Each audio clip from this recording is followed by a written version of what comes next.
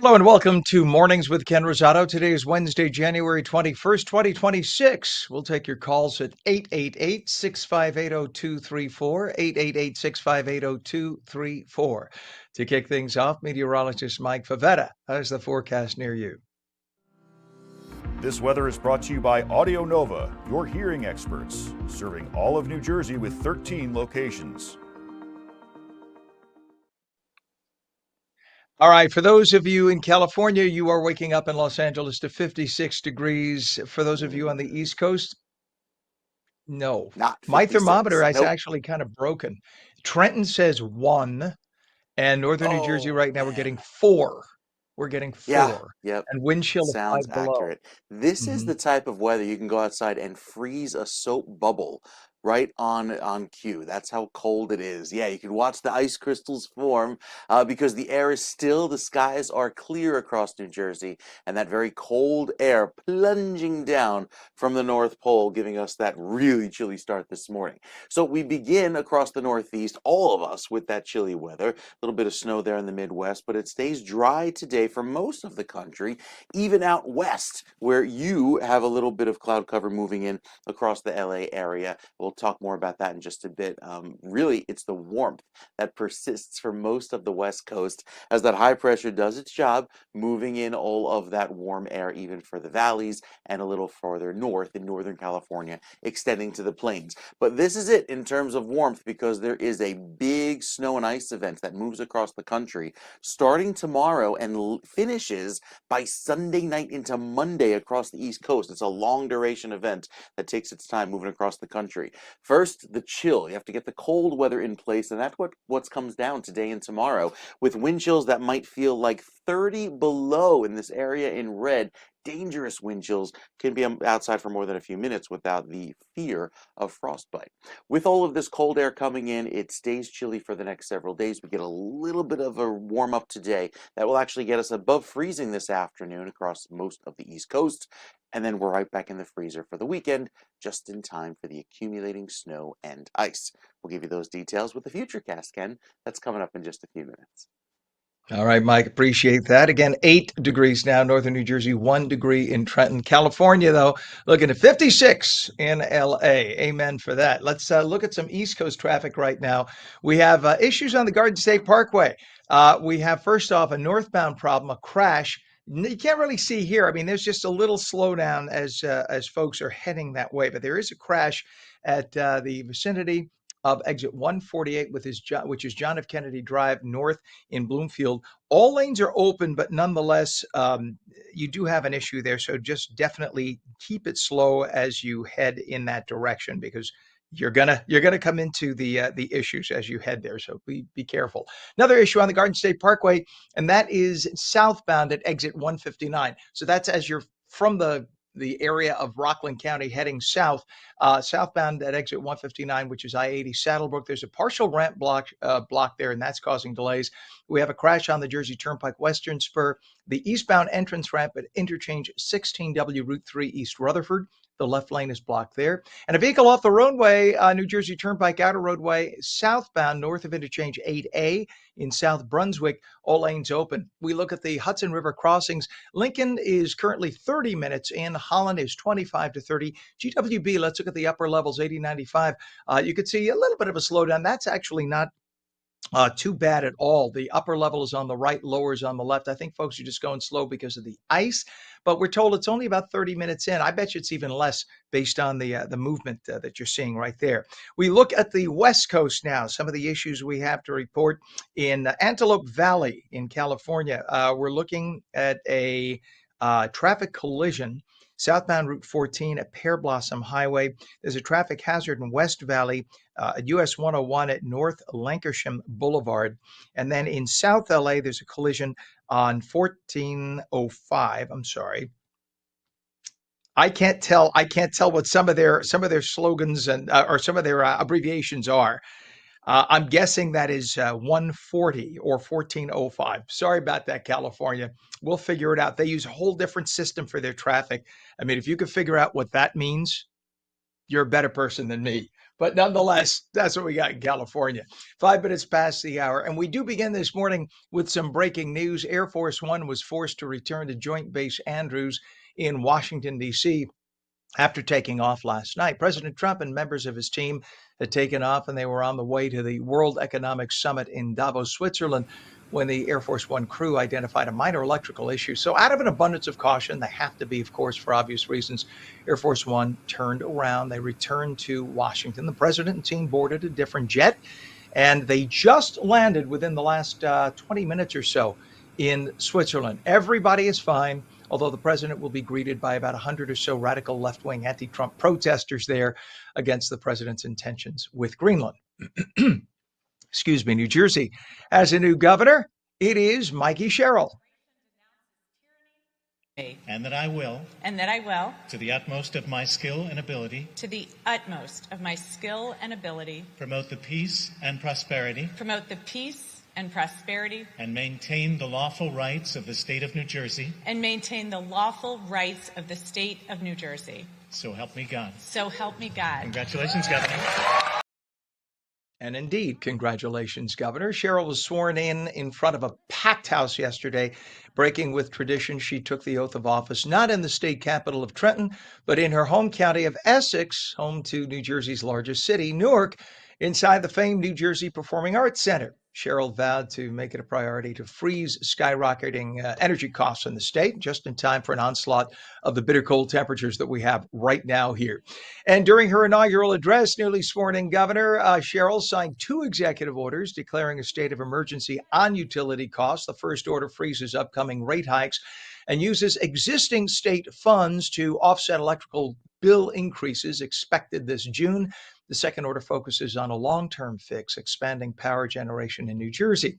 Using emergency authority, the governor's fast-tracking solar and battery storage projects, addressing permitting delays and laying the groundwork for future nuclear power to increase supply and drive down costs. Now, these are all things that Sherrill's fellow Democrats in Trenton had full authority to do for 8 years. The question is, if it was this simple, why wasn't it tried? Not once in 8 years. 707 on the East Coast, 407 on the West. Looks like they may have reached a deal in D.C. to prevent another government shutdown. Congressional negotiators unveiled a huge $1.2 trillion spending package. That includes funding for all the major aspects of the federal government. But people on the left are fuming because the funding will continue for immigration and customs enforcement, better known as ICE. Progressives have threatened a rebellion if the administration's crackdown is not reined in, but they lack the numbers to put any teeth into that threat. 8 minutes past the hour, a 4.9 magnitude earthquake struck just east of L.A. in the Coachella Valley. The tremor happened on Monday evening just before 6 Pacific near the town of Indio. There were more than 3,000 reports of people feeling the shaking. No tsunami threat was issued, though, and nobody was hurt. No damage reported. 8 minutes pass, and the New York Giants have signed a 5-year deal to make John Harbaugh their new head coach. Harbaugh was the longtime head coach of the Baltimore Ravens, bringing a successful track record and lots of playoff experience. On New Jersey's Lisa Marie Falvo spoke with him after he signed with the team. The introductory press conference of New York Giants head coach John Harbaugh had it all: football, legacy, and family. Giants ownership was in attendance as general manager Joe Shane formally introduced John Harbaugh, a veteran coach bringing experience, leadership, and an unmistakable energy to the podium. It's a profound honor to be entrusted with the responsibility of coaching the New York Football Giants. Mike Favetta. After the press conference, I spoke with Coach Harbaugh one-on-one about what led him to this moment and what's next. I'm very excited. I'm fired up. It's a crazy place, and it's a lot of energy, a lot of drama, and really more than that, I'm like, let's go to work, man. Let's get started on some football, and let's start building this thing. The media is very different here already. I'm sure you could tell the difference. I did notice that. It's different. It's great. It's energetic. We'll have a lot of fun. Hey, I'm sure we'll have our ups and downs. I'm sure there'll be good moments and bad moments. There'll be triumphs and there'll be trials, tribulations. But it's sports, and we're going to have fun. We're going to work hard. Beyond football, one theme came up repeatedly: family. I spoke with Harbaugh's parents, Jack and Jackie, who were in attendance and visibly proud as they watched their son take this next step. And when the confidence level rises up and everyone comes together to believe what possibilities are here, I think there's going to be a dramatic change very early. At the end of life, the only thing that really matters is your family, right? When it comes down to it. And right here is a family that's been here for what? Such a long time. 100 years. 100 years from the beginning of when football was really starting. So it's almost like a culmination that they're bringing the Giants back to a pinnacle that hopefully that's where they should be. As the day wrapped, our conversation turned to something closer to home. So everyone's welcoming you to New York, but we're in Jersey. You're in New Jersey. How excited are you to be here in the Garden State? You know, I've been around Jersey. I actually coached in Philly for a while, so I know Jersey, more the South Jersey side. My daughter was a lacrosse player, so we've been in many lacrosse tournaments all through Jersey over the years. We have a lot of friends. She played at Notre Dame. There's a lot of girls on the team from there. So, I'm excited. I'm just excited about the whole thing. I'm excited about Jersey. I'm excited about New York. I'm excited about the players. I'm excited about the Giants. Excited for my family. Just ready to go. Yeah. Well, you're part Italian. We have a lot of good Italian food in this area. Well, we say it was Chippity. It was my mom's maiden name, but it got changed to Sapiti when my grandfather came over, right over here, under the Statue of Liberty when he was 5 years old. So, yeah, we like Italian. We're looking for good Italian food. Yeah. Well, we're a good source. If you need any recommendations, let us know. Coach, congratulations, and we look forward to the 2026 season. Thanks a lot. From football to family, the message was clear. This is about more than a job. It's about building something that lasts. For On New Jersey, I'm Lisa Marie Falbo.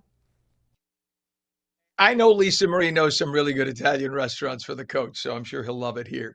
Well, it is coming about 13 minutes past the hour when we return. Earlier this week, communities across New Jersey gathered to honor the life and legacy of the Reverend Dr. Martin Luther King Jr. Through reflection, remembrance, and action, we will speak with members of the South Orange and Maplewood Community Coalition on Race. Meteorologist Mike Favetta says, it's going to be cold. We'll give you the details. You're watching Mornings with Ken Rosato. We're coming right back.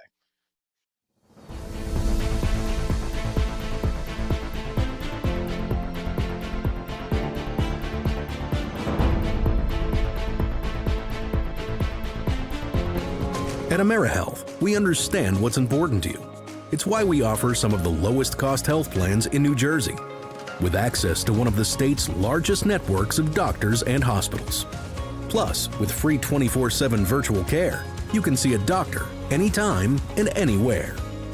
And we're committed to giving back to help make a difference in our communities. Learn more at AmeriHealth.com. A health plan for everyone.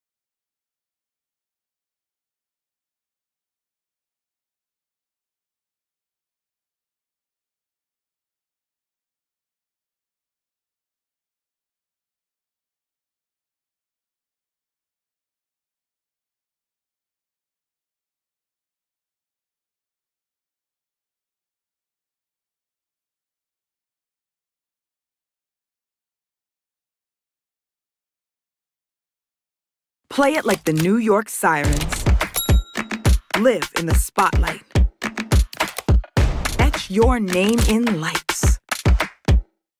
Embrace the noise.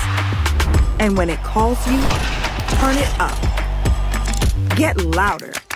Play it like they'll hear us everywhere. Because this is our team. New York Sirens. Play it big.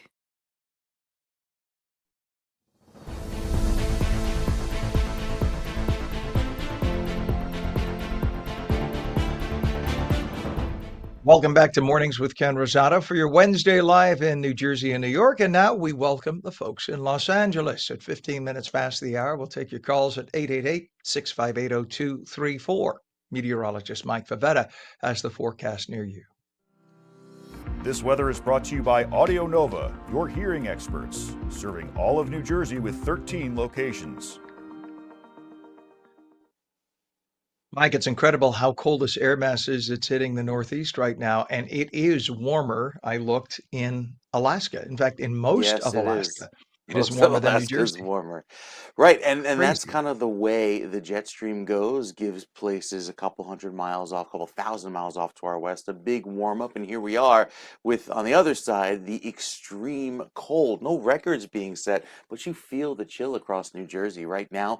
Air temperatures below zero across most of the northern half of the state, especially inland, and more of that cold air just keeps pouring on down today. There's a slight warm up throughout this afternoon that'll get us just to around the freezing mark, and then we plunge even colder as we head into tomorrow. A couple of these clouds come in later on tonight, maybe give us a flake or a flurry, but beyond that, it's going to be a quiet day all around. In terms of the delays at the airports, don't see any. A little bit of a breeze shaping up this afternoon from the south will start to bring in more of a southerly breeze, which tends to warm us, and I think those winds become a little gustier through this afternoon, so you will feel a wind chill again by the end of this day.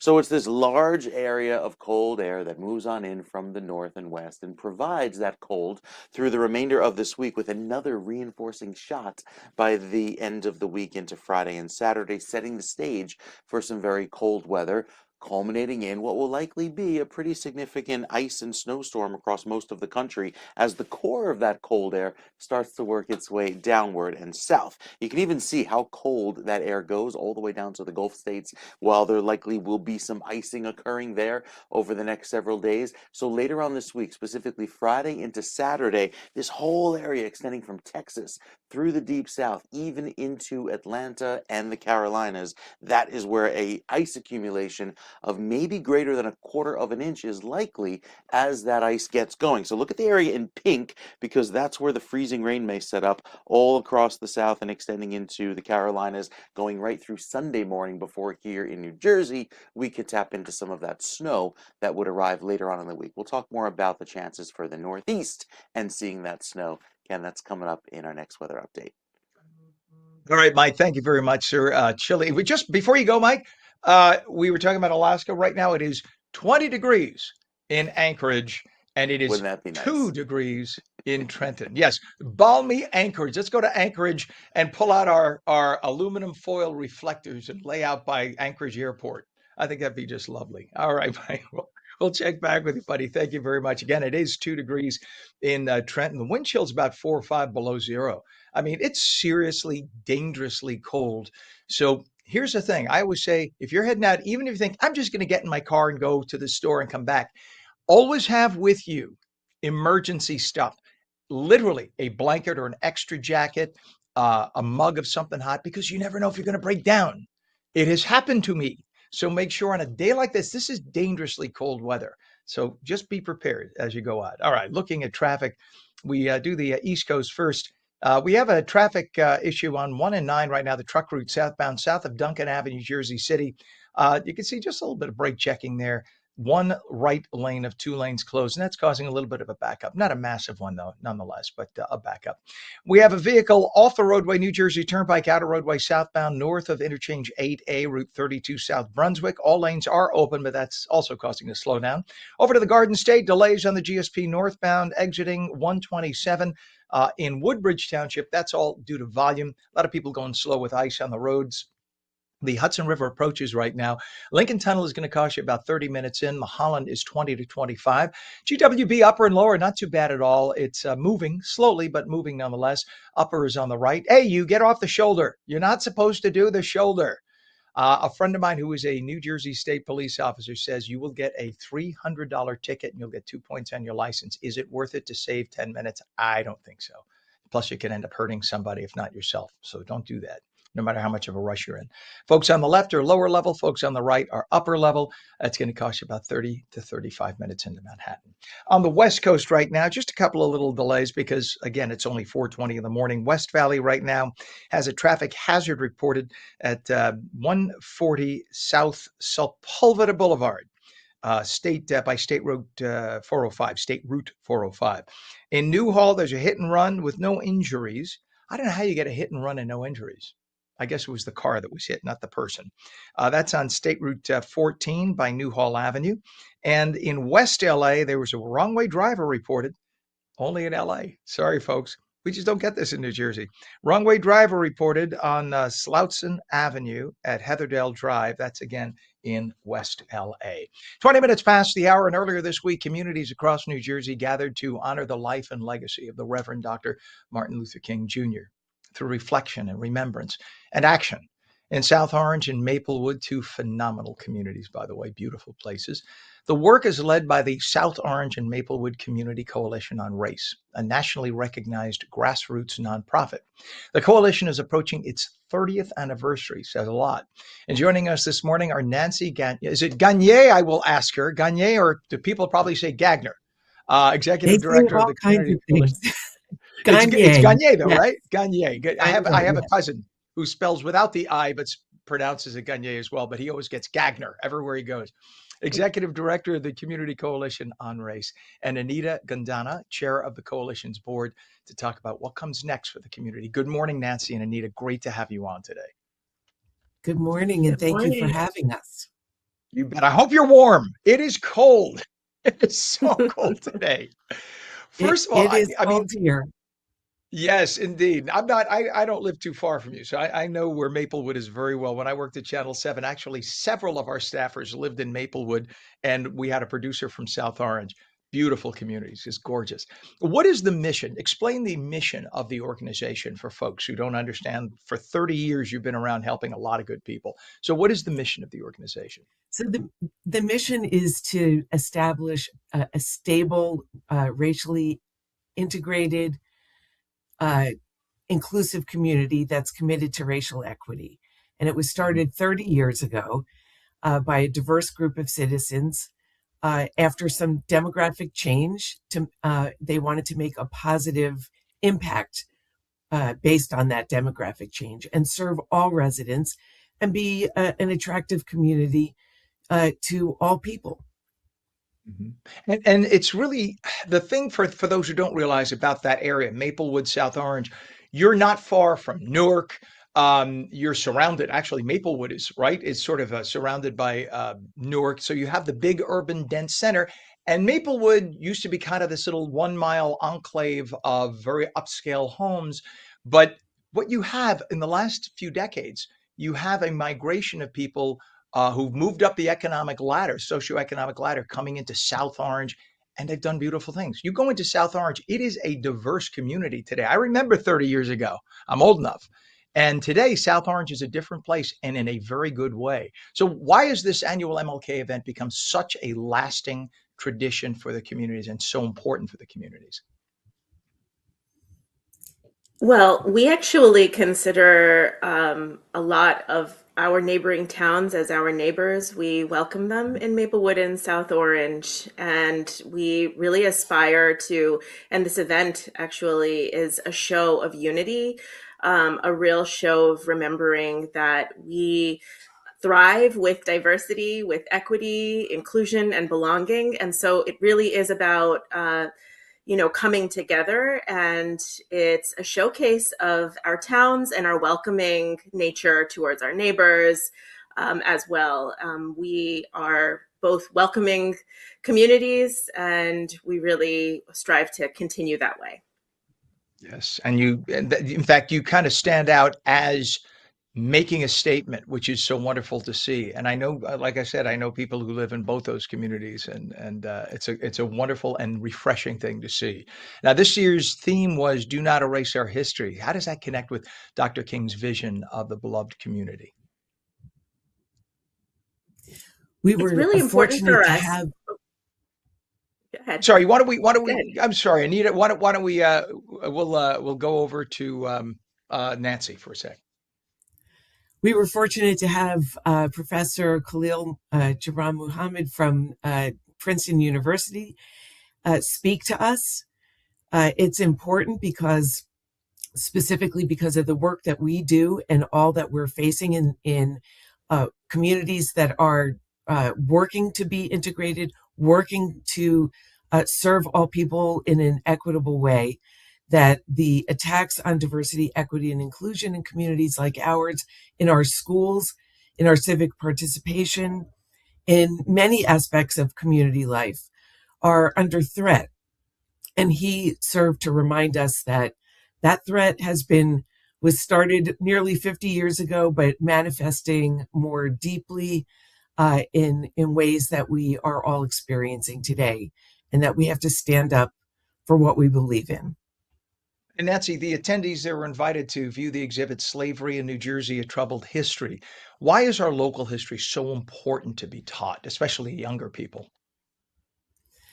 Yeah, many of us went through school not understanding some of the history of slavery in our own state, the last state to fully abolish slavery.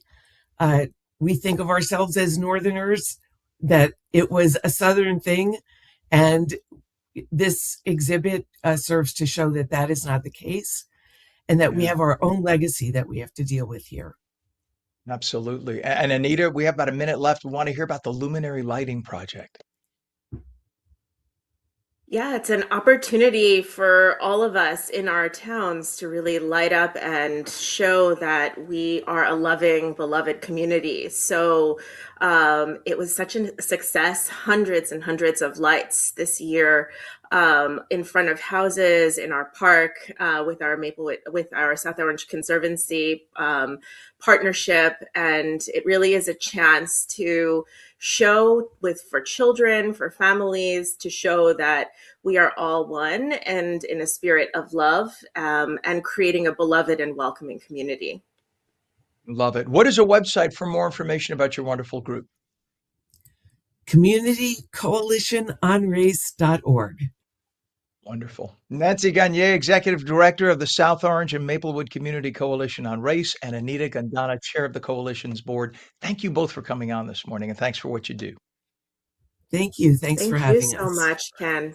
28 minutes past the hour. When we come back, alcohol-free challenges like Dry January. We'll talk about it when we come back.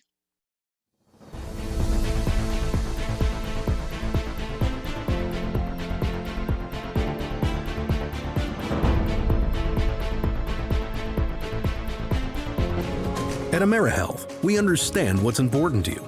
It's why we offer some of the lowest cost health plans in New Jersey, with access to one of the state's largest networks of doctors and hospitals. Plus, with free 24/7 virtual care, you can see a doctor anytime and anywhere. And we're committed to giving back to help make a difference in our communities. Learn more at AmeriHealth.com. A health plan for everyone.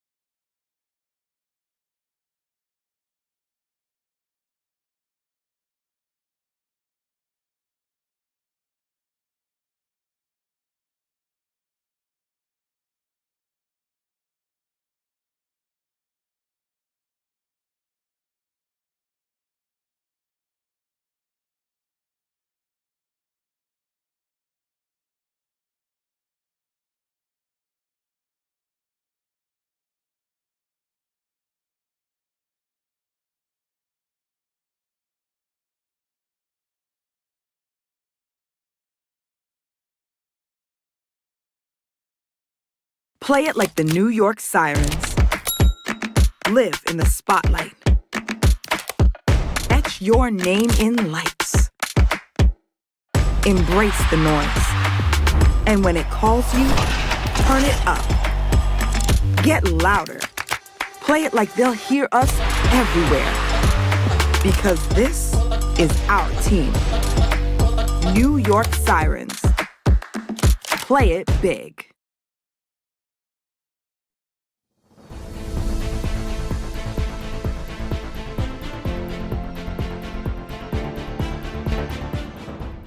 Good morning. It's 30 minutes past the hour, Wednesday, January 21st, 2026. Welcome back to Mornings with Ken Rosato. We're live on the East Coast and the West.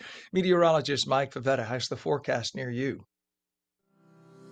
This weather is brought to you by Audio Nova, your hearing experts, serving all of New Jersey with 13 locations. And as we said, we're live on the East Coast and the West. I think if you are a skier, you'll love the East Coast. Oh, If yeah. you are like me, not so much. You will love this weather if you're a snowman, right? You'd be around for a long time, especially with all of this cold weather that doesn't seem to want to quit. And you get several inches of snow coming up this weekend. There is more of a general consensus as of this morning, as is usually the case when we get within 4 days of the event imminent. I think we'll see some of that snow get going late Saturday night, lasting through the day on Sunday, and now even spread into Monday across most of New Jersey. A growing model consensus showing that, yeah, the snow threat is looking very real this upcoming weekend. So let's show you that with the Futurecast, showing the flakes and flurries that'll be around later on tonight into tomorrow. They pass on by, maybe most of them dry up by the time it reaches New Jersey. This is the system that begins its way across the country later on Friday into Saturday. And with all of that Gulf moisture that it picks up, interacting with that very cold air, you can see that snow get going and last for quite some time across the entire state of New Jersey all day Sunday. Again, begins late Saturday night, snows heavily throughout the day on Sunday, and likely even continues into Monday. We kind of have to wait and see when it ends, because that's still a little too far out in time to be completely certain, but there's a really good chance of seeing that snow continue into Monday with that cold weather that follows as several inches, this is like winter storm weather criteria, takes over for the end of the weekend into early next week. A lot of the new computer model information puts that system a little further north, whereas yesterday and the few days prior had it suppressed to the south. I don't think that's the case anymore, as there is a little bit of a steering current in the atmosphere that pulls a lot of that moisture in, meeting with the cold air. Haven't forgotten about you out west, where it's a lovely 52 degrees and clear this morning out in LA. You'll start to warm through this afternoon as that milder weather takes over for the next several days. We've got another check of your forecast coming up, show you what to expect nationwide and how the longer range trend looks, Ken. That's coming up in just a few minutes. Hopefully it has more than one digit when you're talking about temperatures. I'll even take just low 2 digits, but anything more than right. 4 or 1 Got to or stay on the 2. positive side, not negative, for obvious Yeah, reasons. I'll take that too. All right, stay positive. Thank you, Mike. We'll check back. Speaking of those numbers, right now in Trenton, it is 2 above. Wind chill is 6 below. Those people in Southern California, you can't even grasp how cold that is, because 55 is a tragedy. Like, I can't wear my shorts? Are you saying I can't? I'm sorry to make fun. We take a look at the temperature in northern New Jersey right now. It's a balmy 9 degrees in Morris County. Woo! Everybody, break out the short sleeve shirts for that. In terms of wind chill in northern New Jersey, it's zero. Okay, we look at traffic right now. Let's go over, if we can, to the Garden State Parkway. There is a slowdown right now. You can see the brake checking, and that is in the vicinity of exit 136 northbound. Just a little bit of a slowdown, 136, 137. They're saying that delays in pockets of volume right now to report. Again, no reason for that, just volume at this hour, 136, 137 vicinity on the Garden State Parkway. We have also slowdown still on 1 and 9, the truck route southbound south of Duncan Ave in Jersey City. The right lane is closed. And your approaches to the Hudson River, the Lincoln and Holland are both now reporting 25 minutes in. GWB, upper and lower levels, not so bad. I mean, they're heavy, but they are crawling. You could see there. That's a good thing. As long as there's motion. So on the left side of your screen, you're looking at lower level approach, the lower level approach on the right side, upper level. The upper level right now is going to cost you 40 minutes in. The lower level is about 35 minutes in. Our time is 34 minutes past the hour. And in terms of, West Coast, sorry about that, California, we have a Central LA issue. There's an issue for Caltrans. We're told that people need to notify or get in touch with Caltrans. So that means there's an issue. We don't know why, but that's on I-5 northbound by Stadium Way. There's a traffic hazard in West Valley right now, and that is at I-40 I'm sorry, I-405 southbound by Sepulveda Boulevard. And then over in Newhall, we have a hit and run, no injuries reported, and that is on State Route 14 south at Newhall Avenue. It is 35 minutes past the hour, and alcohol-free challenges like Dry January give many people a chance to pause after the holidays and take a closer look at how drinking affects your health. Well, joining us is Tracy Yablon Brenner, registered dietitian, nutritionist at Holy Name Medical Center, to explain what actually happens to you when you cut out alcohol for a month. We say good morning to you, Tracy. Good to have you on. Good morning. Thanks. This is a really interesting topic.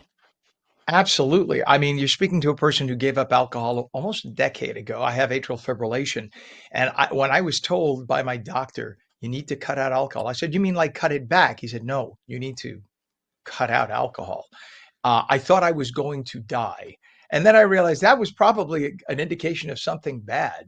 And I'm the happiest person in the world that that's been out of my life for a decade. Health-wise, transforms you. So many people try Dry January after a lot of indulging over the holidays. Talk about what happens to the body when alcohol is eliminated, even for just a month. Even for a month, it's really a fast win. It makes such a big difference in your body. You get a lot less inflammation. Your energy totally improves. You feel so much better. Your liver function improves as well. And digestion actually improves, which is very beneficial for so many people. Everything, by the way, I just, again, speaking anecdotally, my experience, everything from your regularity, if you will, to indigestion, acid reflux, and the depth of sleep. I thought I was sleeping fine beforehand. You eliminate alcohol, you will sleep so deeply, you'll sleep like a baby again. And then you realize, oh, this is what's been interrupting my sleep, right? It's incredible how deep a sleep you can get into when you don't have alcohol in your blood.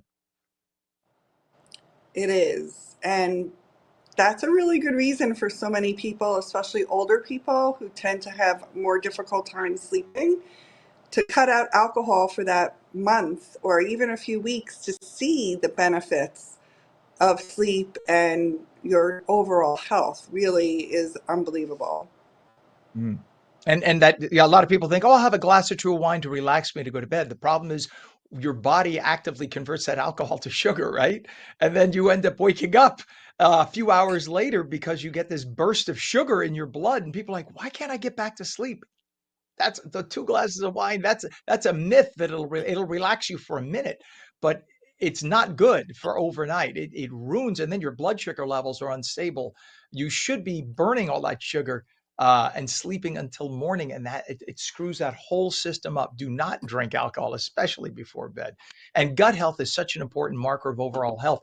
So when you drink that alcohol, doesn't it kill some of the good bacteria that we have in our gut? Yes, it totally wreaks havoc with your gut microbiome. So without that additional alcohol, your gut can really feel so much better because there's less inflammation, less bloating happening. Your gut microbiome feels so much better. The gut buddies really feel better because they're getting the bacteria that they need and they're not fighting with the alcohol, so to speak. And 70 plus percent of our body's immunity is that little family of bacteria in our gut. That's right. Doesn't that helps kill all the bad bacteria? And that's where most of the bacteria, most of the invaders in our entire body are right there in the intestines. And you need that good bacteria. You don't want to hurt that. You want to love them, show them a little love. That's when we hear about prebiotics, probiotics. That's all the stuff you want to bring in to help that little army of friends that we have down there. For people that don't consider themselves heavy drinkers, though, they could still, I mean, look, even without alcohol, you could have fatty liver disease, right? I mean, that's something that just happens in some people. But when you do drink, is even on a fairly consistent basis, if you drink even just one drink here, one drink there, you could end up with fatty liver. I mean, that just eggs it on, right? So when you cut that out entirely and reduce that inflammation, isn't that one of the benefits of reducing the risk of fatty liver disease? Absolutely, yes. And unfortunately, there has been an increase of fatty liver, even with people who are not heavy drinkers. So your diet really matters. Eating nourishing whole foods makes such a big difference. Eating half your plate in fruits and vegetables and high quality protein makes a really big difference in how you're going to feel. Tracy, I can't even tell you how when I was drinking 10 years ago, I was always craving junk food and fast food. And you would think that, I mean, you think I'm just being, I know it sounds anecdotal, whatever. It stopped. That craving stopped. I'm a big vegetable eater, and I don't even crave much meat anymore. My whole desire for nutrition changed when I cut alcohol out of my life. Is it because it gives you back your edit button when it comes to impulses? What happens is the more sugar you eat, the more your body craves sugar. Doesn't know that even if you have a non-nutritive sweetener, your brain doesn't know it's not, no calories, no sugar, it just knows it's sweet and it wants more. So the alcohol produces sugar, your body craves it, it wants more. So without having the alcohol, you're not getting the same cravings. And yes, that makes sense that your body would crave more fruits and vegetables. Man, my mother made fun of me because she came into my house and she saw I had all peaches and nectarines. And she says, "When did you become this?" And I said, "Thankfully, I am. It's a good thing. I love it. Especially stone fruits. Those are my absolute favorites. I could eat those all day." Well, and then also, plus the idea of dehydration with alcohol, right? That's another whole thing. I was always in the winter. I would always have cracked fingers. Look, I'm proud to show off my hands. I don't have cracked fingers. I don't have dry skin. It does everything good for you by eliminating alcohol. I'm sorry to be such a cheerleader. I should be quiet and just ask the questions. We got to have you on again because I need to let you speak more. What's a website for more information, Tracy? I'm an outpatient registered dietitian at Holy Name, so holyname.org, and the nutrition department. We take most major insurance, commercial insurance. Awesome. All right, Tracy Yablon Brenner, registered dietitian, nutritionist, Holy Name Medical Center. Thank you for coming on this morning, and stay warm. Thank you. You too. Okay, 43 minutes past the hour. When we come back, we'll take a look at what's happening in fashion.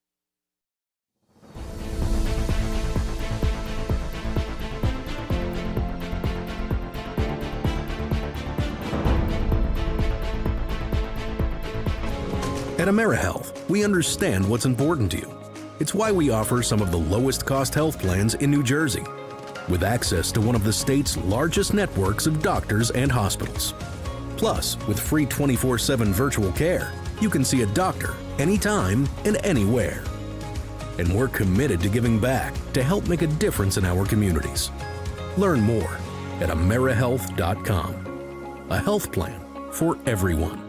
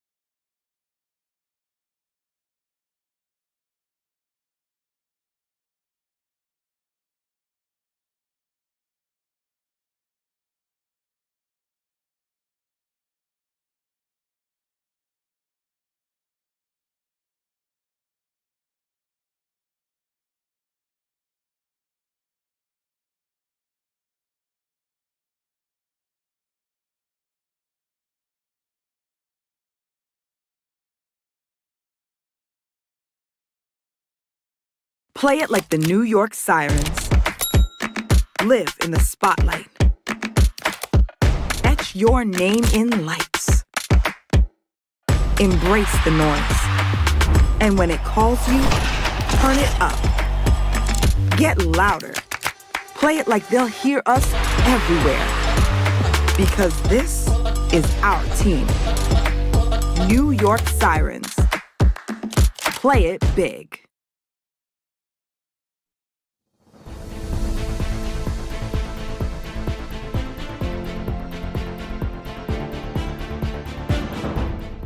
Welcome back to Mornings with Ken Rosato. 45 minutes past the hour, taking your calls at 888-658-0234. 888-658-0234. Meteorologist Mike Favetta has the forecast for your city. This weather is brought to you by Audio Nova, your hearing experts, serving all of New Jersey with 13 locations. Boy, Mike, if you want to test Pam, our director's blood pressure, you sure Yeah. do it like nobody else's business. If Try. people realized how close before air Mike is resetting the camera to make sure it looks just right for all of you, and I Pam is mean, going, we aim to please, though, right? Aim to what's please. that? It's a steady and well-oiled machine on the air, right? So that's what we try to Yes, it do. is. We've And got I some just broke beautiful the third weather. wall. I'm sorry. I'll just It's stop. okay. It's all I'll go right. over here. Bye. We've got some beautiful weather out west, Ken, though. We start off this morning with that lovely warmth as temperatures climb into the 70s yet again out across the southwest. There is a little bit more of a cloud cover today, so notice a bit more of a marine layer today into tomorrow, and that's what the Futurecast shows beginning this afternoon. As those breezes blow in from the south and west, might even see a little bit of that scattered shower activity up in the mountains as this low pressure moves onshore. But overall, it's going to be a little bit of a quieter scene as this is the weather system that gets going and starts feeding what will become a very large winter storm across most of the country, culminating in that big snow out east. So have to wait till Saturday and Sunday and the weekend to enjoy the clearing again there on the west coast. As the rest of the country goes, once we hit the late part of this week, we get this little bit of maybe flurry or flake later on tonight into tomorrow. Not to worry, but it's the round 2 of cold that comes in for tomorrow. And the cold just keeps on going right through Saturday as the snow gets going Saturday night across the East Coast, especially for you in New Jersey. You'll notice those dark shades of blue, that's the heavy snow, falling by Sunday morning. And as the low sits offshore, interacting with the high pressure, lots of wind, lots of energy, lots of cold air, there's likely going to be that continued snow even lasting in through Monday. Beyond that, going into the first few days of February, we are locked in with that cold as it stays very chilly across the entire East Coast. Out west, above average, so you have to head west to enjoy that milder weather. Likely see the dry weather take over after that for a good period of time, at least through the end of the month for most of the country. So the drought that most of the country has been in continues, as that's pretty persistent, especially in New Jersey and across the deep south. One place that not in a drought, California. The entire state has a little bit of a normal rainfall by California standards for the last several months. We'll take another check of your forecast. We'll zoom on in just to New Jersey and give you those details on the impending snowstorm this weekend because it's looking more and more, as of this morning, like a thing. That's coming up in a few minutes. Let's just hope it stays impending and not a thing. All right. I can only wish. Thank you very much, Mike. I appreciate it. It is 48 minutes past the hour. Looking at traffic right now. Let's go to Route 18 in East Brunswick. We have a crash reported at northbound US 1 in East Brunswick, and that's just causing a bit of a slowdown. You can see the folks going around the bend there, going really slowly. That's due to that crash. It's off to the right lane. I'm sorry, it's off to the left lane, but that's nonetheless causing some residual delays there. We have a crash reported on 1 and 9 truck route southbound south of Duncan Ave in Jersey City. All lanes are open, but again, a slowdown as people rubberneck going through there. Over to 280. This is in West Orange Township. We have a disabled tractor trailer now east of exit 8, Route 577. 2 right lanes of 4 lanes closed. We have the I-80 cam. There we go. Well, I guess that's what's coming facing us. Pam was like, "Do you really want it?" Yeah, it's the one facing us there. That's you see a little bit of a slowdown. It looked worse before. They may have cleared that up. Also delays on 287 now southbound from north of exit 14, Route 22 to exit 13. It's about a 2.5-mile delay. All lanes open over there. The Lincoln and Holland tunnels are now reporting 30 minutes in, and GWB upper and lower level is now up to 40. If you take a look at the traffic, before it was moving slowly, now it is basically stopped. Certainly the upper level on the right is stopped. Lower level not going very, very fast. If you can consider 2 miles an hour fast, you're good. It's going to take you at least 40, 45 minutes in. right now. Boy, yeah, the upper level has just stopped. Don't want to be there right now, especially in this cold. Over to the West Coast, we have a traffic hazard reported, and this is in West Valley on Route 405 on Sepulveda Boulevard off-ramp. We have a closure of a road on I-10 East by I-605 South in East LA, and another closure right now in LA. This is on State Route 126 at 15 South. So just watch out for that. That's another closure. All right, we are taking a look at what's happening this week in fashion and retail, from legacy department stores facing serious financial pressure to new aesthetics reshaping how we shop, dress, and even experience stores. There are major shifts underway. And to break it all down, we're joined by fashion and lifestyle expert, our dear friend Dawn Del Russo. Good morning to you, Dawn. Good morning, Ken. How are you? Good. Hopefully you're staying warm. Today, I love the term chunky sweater. If there's ever a day for a chunky sweater, today's the day. Break out the chunky sweater. Where do the fashion and oh, too cold.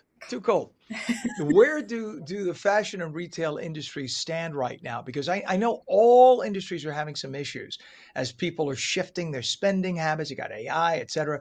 So what are the biggest shifts you're seeing across stores and brands? Yeah, it's wild right now. We've been kind of paying attention to this for a few months now, but Saks officially announced that they're going into bankruptcy protection, which is funny because it's a term that gets thrown around a lot, especially for businesses.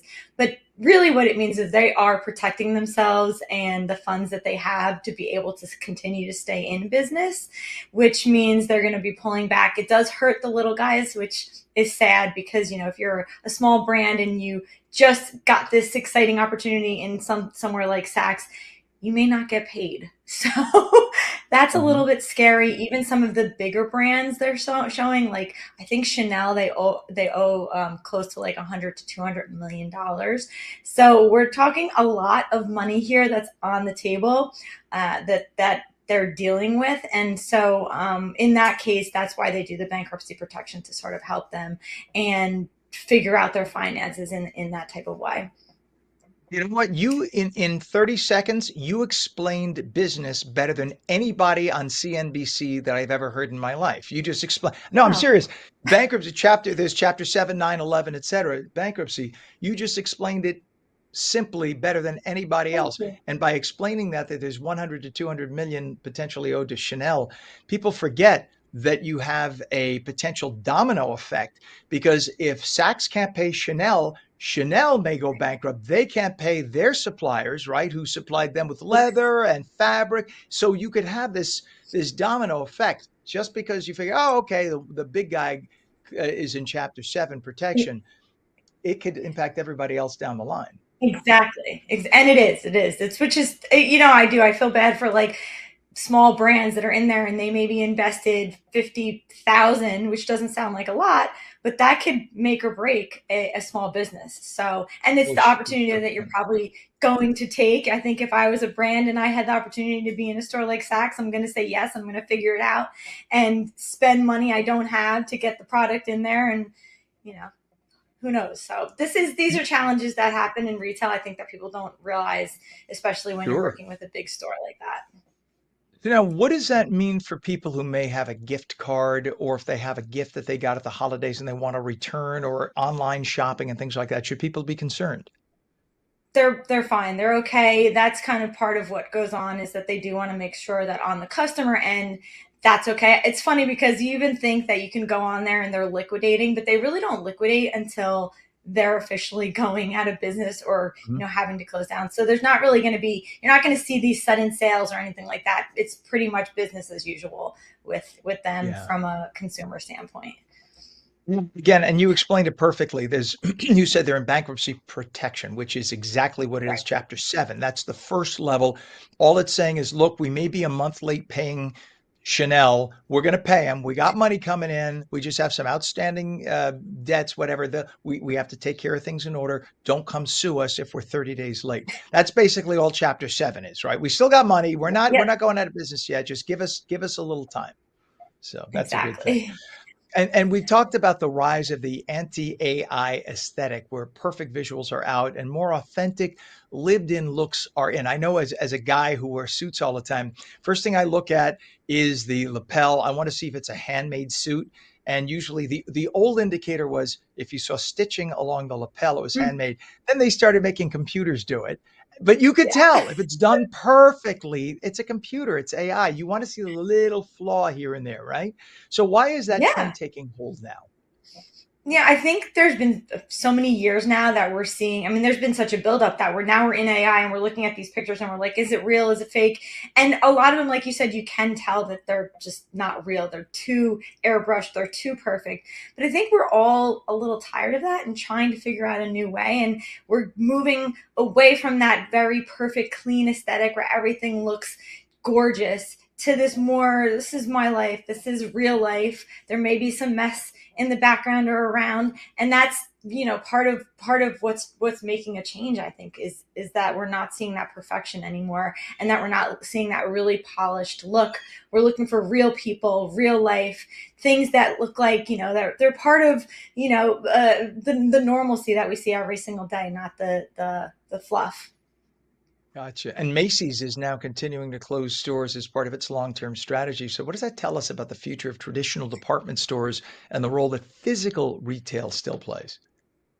I know it's shocking. Macy's is closing around 14 stores, and they're doing this to really, I think they're making more of a move towards digital and showing that aspect of it. They want to have more digital growth. Macy's is trying to be on that side of things, which is funny because it is such a traditional classic department store that we're used to seeing, where you walk in, you pick your clothes out. You're not really thinking, I don't think as much to go online and let me shop Macy's, but that's the direction that they're looking to go in. And then we got Fashion Week. We got 30 seconds. Talk about Fashion Week. As Fashion Week is coming up in February. Every February we have it. The CFDA just announced the New York Fashion Week schedule, so we'll know when that's going on. It's a big time of the year for fashion. We see all the new designers come up with their clothing and their lines, and it's where we pull trends and colors and all of those type of things out during New York Fashion Week. Queen Fashionista herself, Dawn Del Russo. Always awesome to have you on, my friend. Have a great week and stay warm. Chunky sweater, chunky sweater. Yeah. Thank you, Ken. You too. Thank you. It is 58 minutes past the hour. For those of you watching on LACA on the West Coast, stay tuned for your local news. And if you're watching on New Jersey, we'll be right back live with New Jersey news, opinion, weather, and traffic. Thank you for watching Mornings with Ken Rosato.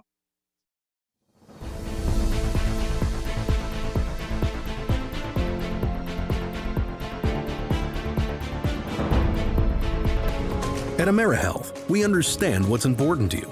It's why we offer some of the lowest cost health plans in New Jersey, with access to one of the state's largest networks of doctors and hospitals.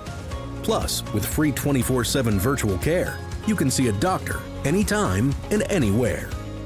And we're committed to giving back to help make a difference in our communities.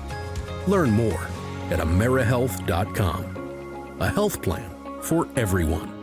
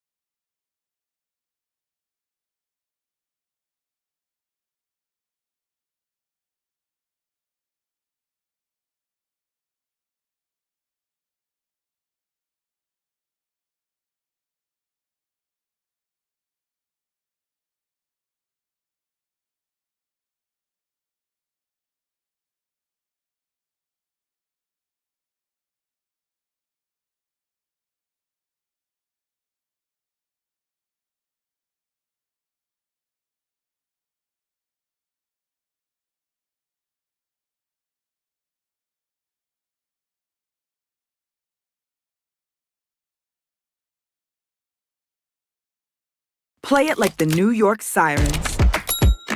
Live in the spotlight.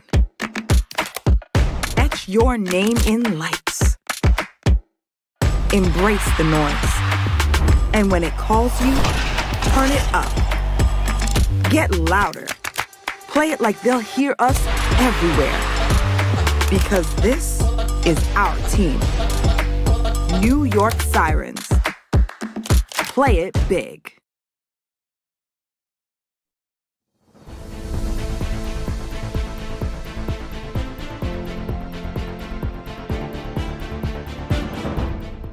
Good morning. It's 8 a.m. Wednesday, January 21st, 2026. Welcome to On New Jersey Mornings. I'm Ken Rosato, taking calls at 888-658-0234. Partly cloudy today. Highs maybe near 20. Not as cold tonight. It was as it was last night. Let's head to meteorologist Mike Favetta with a check of the Garden State forecast. This weather is brought to you by Audio Nova, your hearing experts, serving all of New Jersey with 13 locations. So, Mike, I originally had written down highs of 28. Did my computer malfunction? Now that's like double, I feel like, what we might get today. Right. We're starting off below zero. Actual air temperature, not a wind chill, Ken. Below zero in many locations across New Jersey. We have our morning low happened around 7:30, just a few minutes after daybreak. And here we are, starting off our day, -6 in Sussex. This is a really cold number. -6 for you in Flemington, 14 in Long Branch, 1 back by the Pine Barrens there in Manchester Township by Tom's River, and 9 in Atlantic City. So even in the big cities, 10 in Newark. It is cold this morning. And when you factor in that little bit of a breeze, I mean, somebody sneezes behind you, it'll make it feel like 17 degrees below zero in Flemington. That's your current wind chill. 2 in Newark. Very, very cold this morning. So as the big freeze is upon us, wind gusts pretty calm across the state. Not anticipating too much of a wind, but look how much colder we are than this time yesterday. If you thought yesterday was cold, it is anywhere from 10 to 20 degrees colder this morning. All of the clear sky, even though it shows clouds on that map, because again, it's the infrared measuring temperature. We start off this morning chilly and maybe get to 28. So maybe that's possibly, Ken, what your computer is hinting at, up toward Montvale, West Caldwell, 29 degrees. Pretty much everyone stays at or below the freezing mark, with the exception of South Jersey. And the reason for that is a very gusty wind today. So as the winds blow in from the south, providing a little bit of an above freezing temperature, might make it to near 40 in Tom's River, the wind blowing off of the water this afternoon, and that helping to make temperatures jump this afternoon, but of course it'll create more wind and more wind chill by the end of the day. We could even have a few rogue snowflakes or flurries by this evening, probably after the evening rush, well after dark. They don't last very long. I don't think it makes more than a little bit of a icy, crusty coating on the car tops, and then it moves by. But beyond that, tomorrow stays around the freezing mark. Have to wait till Friday to go back into the deep freezer and stay there in through this upcoming weekend. And if you think, well, is it too cold to snow this weekend?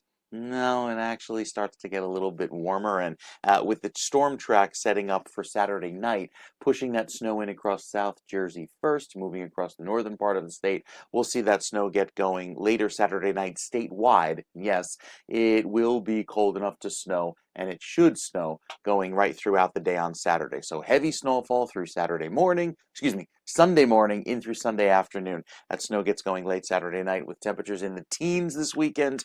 It's cold, it stays cold, and there's the cherry on top, accumulating snow. Could be several inches by the time we get to Monday morning. So plan on staying home, hunkering down all day Sunday, Ken. That's the cherry on top? Ugh. Give me some strawberry sauce. There we have it. All right, Mike. Thank you, sir. It is a balmy 10 degrees northern New Jersey, 4 degrees in Trenton right now. It is cold. It is 6 degrees in Cape May, and it is 2 degrees in Vineland. So as you go inland, 4 degrees Trenton, 2 degrees Vineland. That gives you an idea. The inland areas, the valleys, away from the water, it gets really bitterly cold. It's nasty. All right, in terms of traffic, let's go over to the Garden State Parkway right now. We have a crash northbound, just north of the toll plaza at Bergen in Saddlebrook. The right lane blocked. You could see the emergency vehicles on the scene right there trying to take care of things, just causing a little bit of a slowdown. It's not, totally stopped. It's about 10 miles an hour making your way through there, but just to be aware, that's what's causing the issues. If you're headed to the major airports right now, JFK, Newark, LaGuardia, there is an issue with parking. This tends to happen when it is time to fly out of town. So it happens usually early December. It happens mid to late January. It happens when we get cold snaps. So right now we're told that parking terminal 4, which is the blue terminal at JFK, that's the big one that holds like 25,000 cars. They are at 97% capacity. Why do we tell you this? If you are planning on flying out of town to get to warmer climes and you don't have a reservation for parking and you're driving there, make a reservation. Go online. It's very easy. Find one of the satellite parking lots, make a reservation, because otherwise you'll find yourself showing up and no place to put your car. That is bad. So do that. Let's go over, if we can, to Route 1.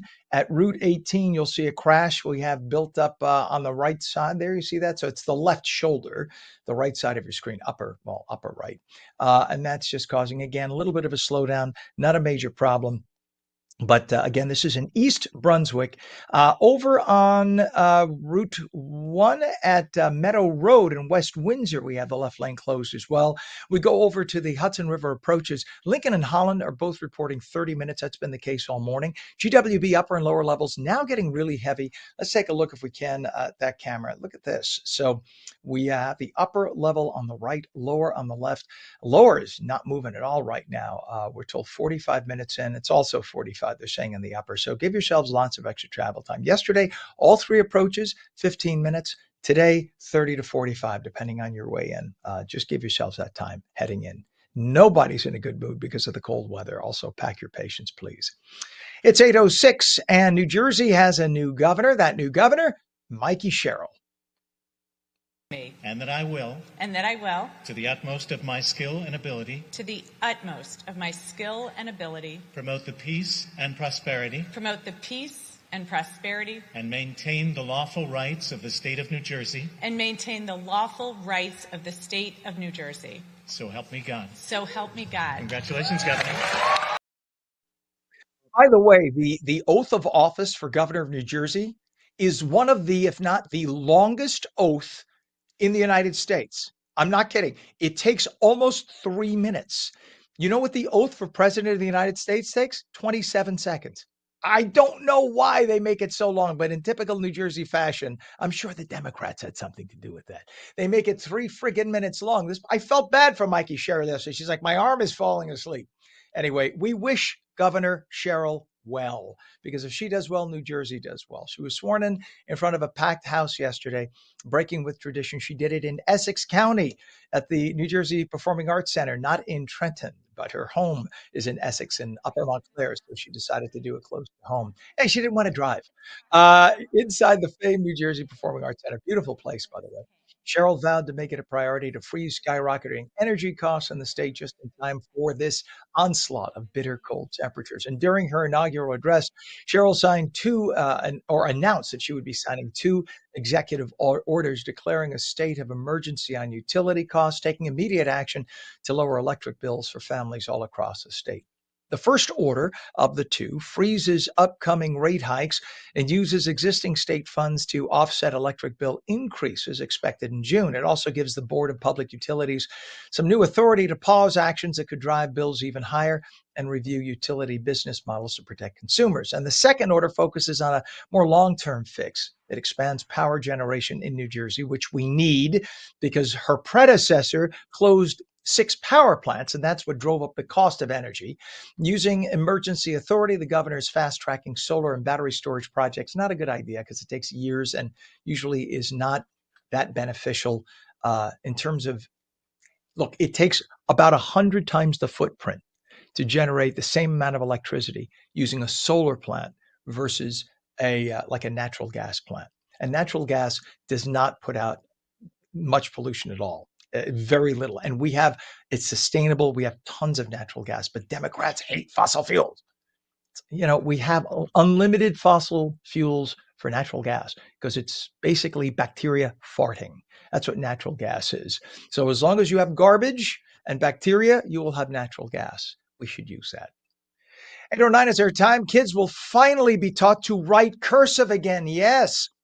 16 years ago, some of the liberal do-gooder lawmakers in Trenton thought it's a good idea to stop teaching cursive when they adopted the disaster known as Common Core. That's when we started having literally an off-the-cliff mess in our education system.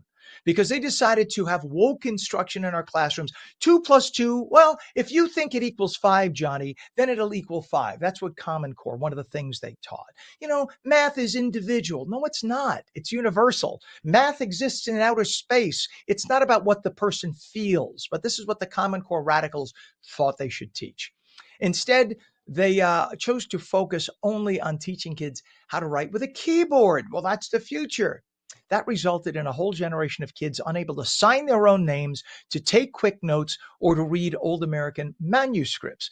And now researchers have found that writing cursive to take notes actually helps kids significantly better retain what they learn in school, and it teaches them fine motor and critical thinking skills. See, if somebody tells you A plus B equals C, and you just nod your head, you'll remember for a minute. If you write it down, not type it, write it down or repeat it, you will remember at about twice the rate. It'll be registered in your brain. So now kids in the 3rd through 5th grades must be taught cursive writing once again, following states such as California and New Hampshire, which also reversed this stupid policy. A popular online apparel company is paying a penalty after New Jersey officials say it improperly charged customers sales tax on items that should have been tax-free. Attorney General Matt Platkin announced Skims Body Inc. has agreed to pay $200,000 civil penalty to resolve allegations that have violated New Jersey's Consumer Fraud Act.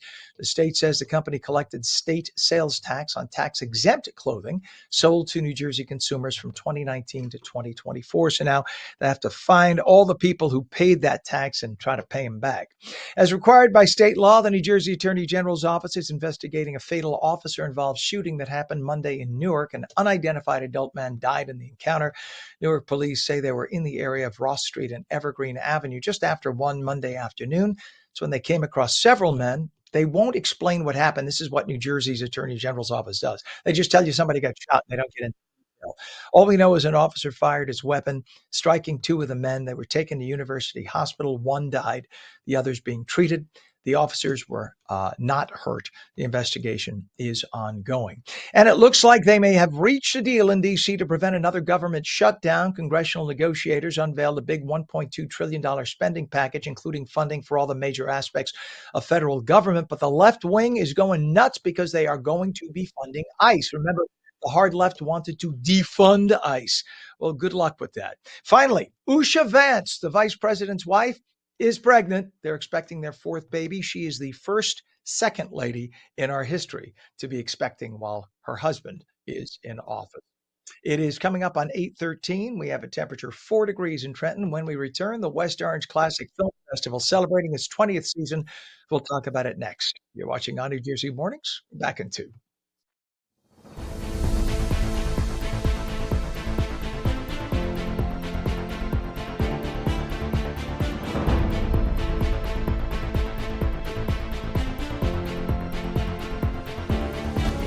At AmeriHealth, we understand what's important to you. It's why we offer some of the lowest cost health plans in New Jersey, with access to one of the state's largest networks of doctors and hospitals. Plus, with free 24/7 virtual care, you can see a doctor anytime and anywhere. And we're committed to giving back to help make a difference in our communities. Learn more at AmeriHealth.com. A health plan for everyone.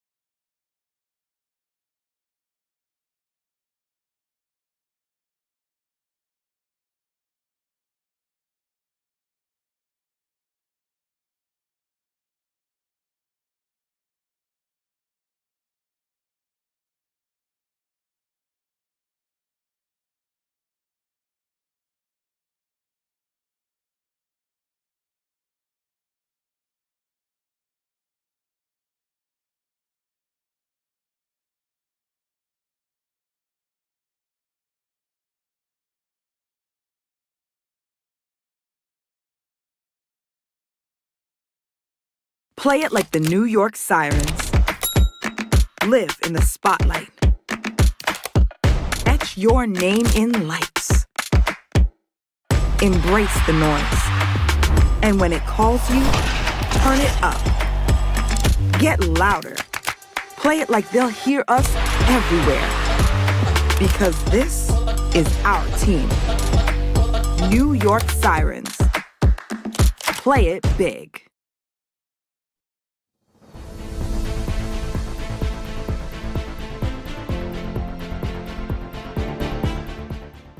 Welcome back to On New Jersey Mornings. I'm Ken Rosato. It's 8:15, and we'll take your calls at 888-658-0234. Please call us up. Let us know how cold it is where you are and what you're doing to stay warm. We'd love to hear from you. Partly cloudy today. Highs maybe in the upper teens. Not as cold tonight as it was last night. Basically, the temperature is going to stay the same. Right to meteorologist Mike Favetta with the Garden State forecast. This weather is brought to you by Audio Nova, your hearing experts, serving all of New Jersey with 13 locations. Mike, I don't know if you know, I could hear right before we come to you. I could hear. I hear Mike he takes a nice breath. Oh, my mic is But up it for almost that? Oh, I'm sorry. yes. Well, it is for me. I don't know if it is for everybody, but it is for me. I can hear sound. Sorry. But I was thinking exactly what I heard. I heard Mike do as I'm talking about like Yes. bitter temperatures. I'm thinking, yeah, I think Mike's on the same page as me. I think we We just call discovered that Mike's not a big fan. Lesai. And you know what it is? It's the wind tonight that's going to be so rough. And it always has to happen on a garbage collection night where you put out the recycle, you put out the garbage, and then it just spills onto the street by the next morning. There will be gusts tonight of 30 miles per hour. Yes, it'll bring in a milder fetch of air, Ken, but it's just the winds that tomorrow morning you look outside and go, oh, now I got to clean that up. And yes, we start off this morning with a harsh chill. The clear sky around may look pretty, but you step outdoors and the air just kind of takes your breath away. Look at the air temperatures this afternoon, though. They warm above the freezing mark, well into the upper 30s, even the low 40s in some locations in southern New Jersey, all the way to 36 back by Freehold. These are the winds that get going later on this evening, right out of the south and off of the water, making it feel a little bit milder quickly by the ocean out toward Atlantic City and LBI. You see those gusts top near 30 miles per hour throughout the overnight, and then the winds switch direction with another round of cold air that comes in for tomorrow night and Friday. So the harsh winds from the north and west make it colder this weekend, and that's what brings in the chill for Saturday and Sunday. And then, of course, the snow that gets going as well late Saturday night, going into Sunday morning and lasting all day on Sunday. As for now, it's just another round of cold weather for today. The harsh cold returns as we head into tomorrow. And the futurecast for today, although very chilly this upcoming weekend, you see the snow get going with the clouds first on Saturday morning, transitioning to light snowfall in southern New Jersey for Saturday night, spreading across the state by Sunday morning and giving us a decent accumulation with, of course, that gusty wind chill that takes over later on tonight into tomorrow. I think we'll really notice the wind chill turn rough by Friday morning. That's where the wind chills are back down in the teens and single digits across northern New Jersey. But the weekend forecast stays cold and snowy, specifically by Sunday. Look at these highs in the teens again, but cold enough for that snow because there's a lot of moisture that comes up. We'll show you that with the future cast and give you an idea, because I think there's a growing consensus on a number of just how much snow will fall, and it's up there. It's double digits, so we'll give you that coming up in just a few minutes. Oh no! So that could be anything from 11 to 99.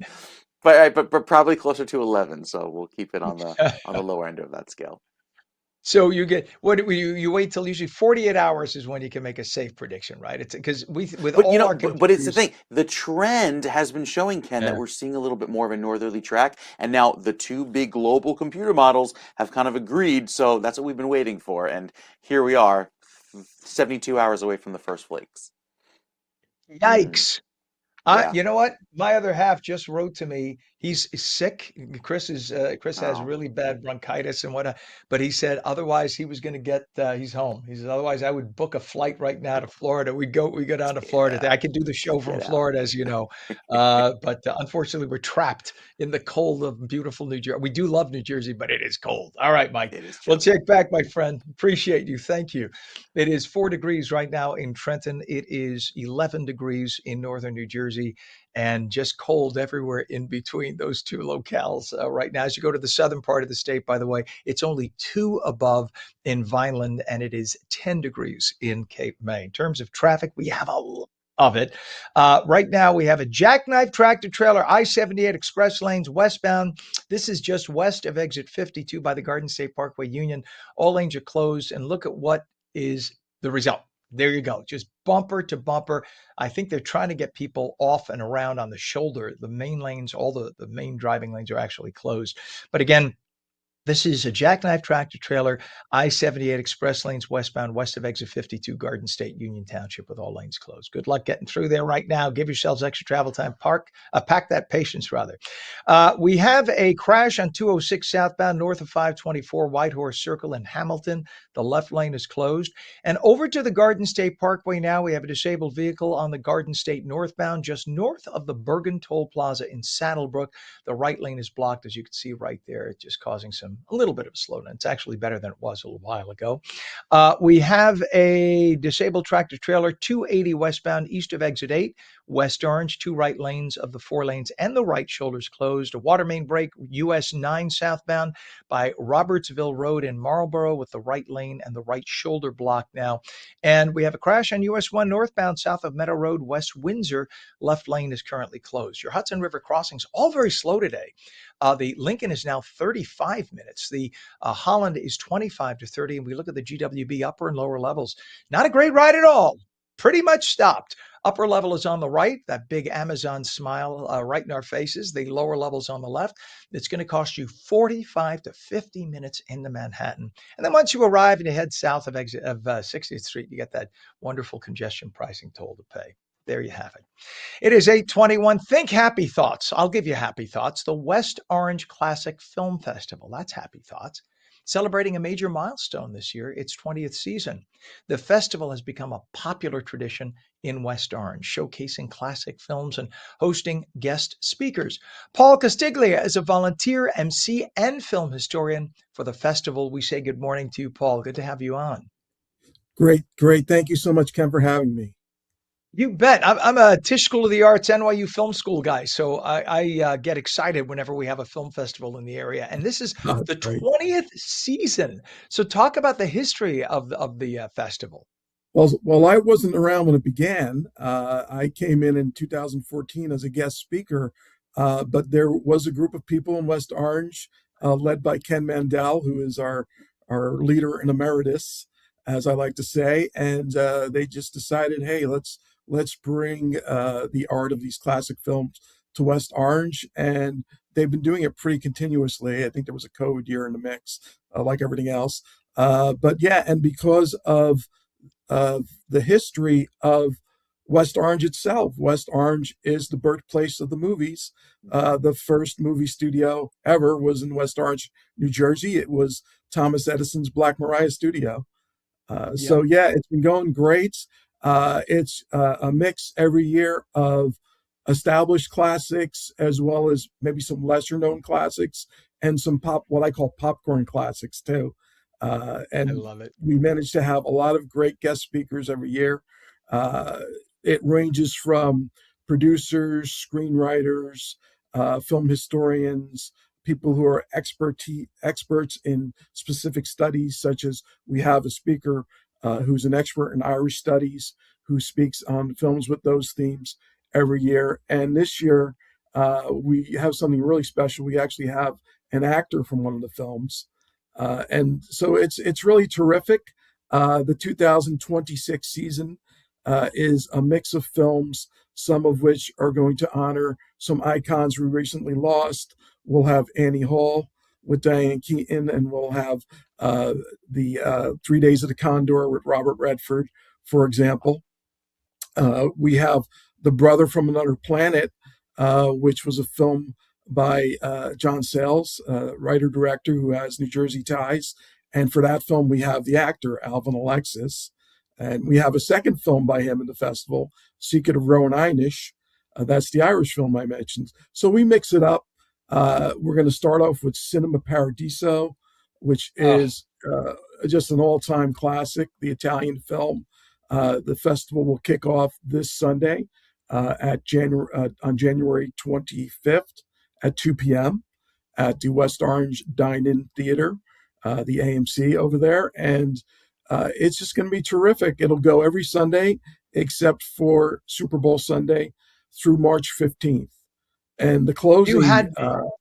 pardon me? Yeah, I was just going to pause you. I was going to pause you and say you had me at Cinema Paradiso because you just took me back to film school, 1985. And for anyone who hasn't seen it, if for anyone saying that would be boring, see Cinema Paradiso or see, for gosh sakes, 3 Days of the Condor. I mean, these are some of the greatest films ever, and I guarantee if you're convinced you wouldn't love it, you will fall in love with film with those two films. Am I wrong?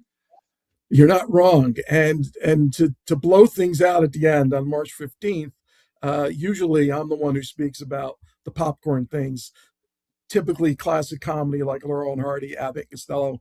Well, we came up with a program for this year called Politics Schmolitics, where we're going to be running classic comedy shorts, cartoons, and trailers that lean into the electoral process, political scandals, espionage, and war. It's Laurel and Hardy, The Little Rascals, The Three Stooges, Betty Boop, Daffy Duck, and it's just going to be a lot of fun. No matter what side of the aisle someone is at, I think they'll recognize all the things we could kind of hold up to satire with those kinds of films. So, And that's the way it should be. And by the way, for people who don't realize, look at all the New Jersey connections. Abbott and Costello. Lou Costello's from Patterson. You go into downtown Patterson, they still have the statue of him. I mean, these, as you mentioned, West Orange is the birthplace of film with Thomas Edison and Black Maria Studios. It was just a big box he built that it was all black so he could film. And they only went to LA, they only went to Hollywood because it was dry. They could shoot year round and it was cheap. That's the reason why they went there, right? For money. But otherwise, this would still be. And now it looks like it's coming back to be the epicenter, or at least a big center for film it's shooting going to now. explode this year. As a matter of fact, one of our sponsors this year is the New Jersey Film and Television Commission, and they are behind a lot of the explosion that's happening here in New Jersey. Just wait, in the next 5 to 7 years, there's going to be a lot more production happening in New Jersey. There already is some production going on. Yep. So it's really going to be terrific. If for anyone interested, you go to Eventbrite, you just search for 2026 West Orange Classic Film Festival. You'll get our complete schedule and be able to purchase tickets there. And we'd love to see you. Love it. That's awesome. By the way, it's because we have everything from mountains to sea in a matter of an hour. That's why New Jersey's so perfect for shooting. The West Orange Classic Film Festival, various Sundays at 2 p.m. between January 25th and March 15th. Paul Castiglia, volunteer MC and film historian, and my new friend. Thank you for coming on this morning. Thank you so much, Ken. I truly appreciate it. We're Stay well. going to be right back.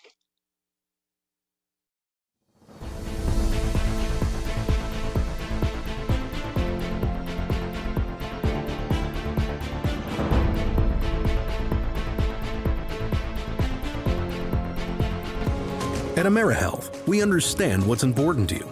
It's why we offer some of the lowest cost health plans in New Jersey, with access to one of the state's largest networks of doctors and hospitals. Plus, with free 24/7 virtual care, you can see a doctor anytime and anywhere. And we're committed to giving back to help make a difference in our communities. Learn more at AmeriHealth.com. A health plan for everyone.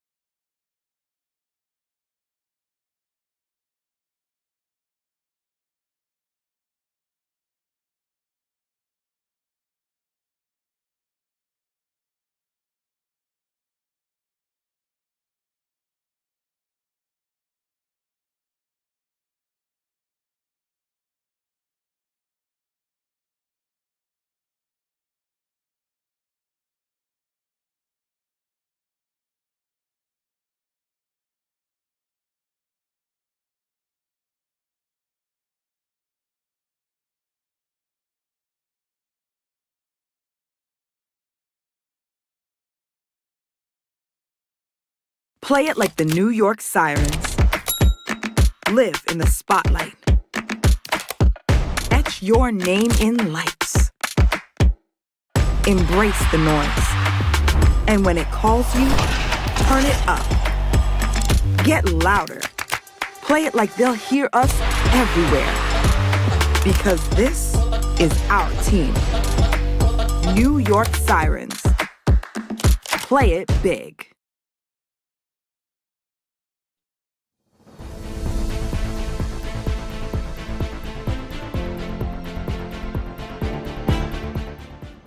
A very good morning to you. It's Wednesday, January 21st, 2026. It is a balmy 9 degrees in northern New Jersey. You heard me right, 9.